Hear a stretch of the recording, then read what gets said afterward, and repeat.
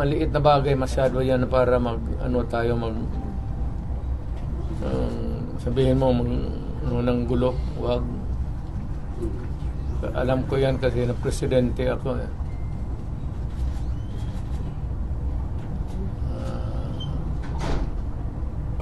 Yun lang, hindi ako magdagdag kasi i-reserva ko muna yung akin.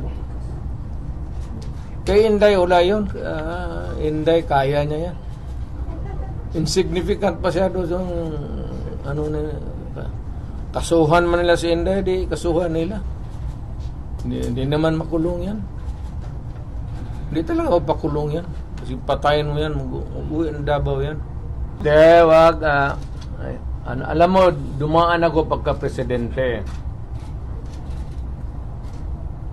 Not for anybody, not for anything else. Meron tayong problema.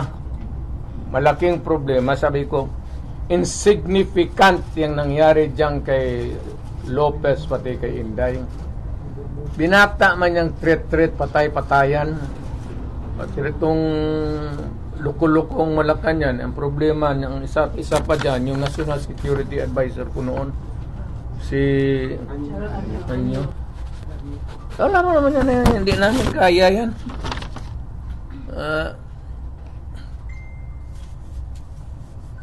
Sino naman? Gusto nila ipalabas palalabasin mayor na nagnakaw ng pera si Vice.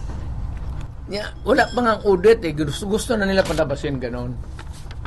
Tama yung kay Inday because according to her, sabi ni pasensya na dyan kaya ikaw yung forerunner sa presidency.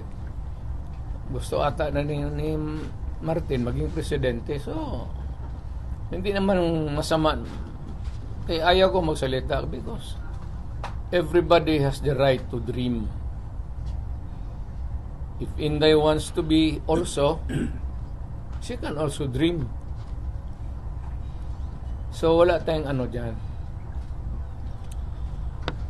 Ang tingin ko ang mas mabigat na problema na dapat malaman ng Pilipino is nag-hemorrhage ang country. Pati yung PhilHealth nga na hindi sa gobyerno, contribution natin yan kasi kung magpa-hospital ka, noon yung may pambayad ka, depende sa category yung rates mo. Kung ibang iyo, dividido ba talaga na full o paglabas mo, wala ka ng bayaran. Yun ang noon, yung 16 billion na nilipat nila. That is the most dangerous at dapat stapa yan.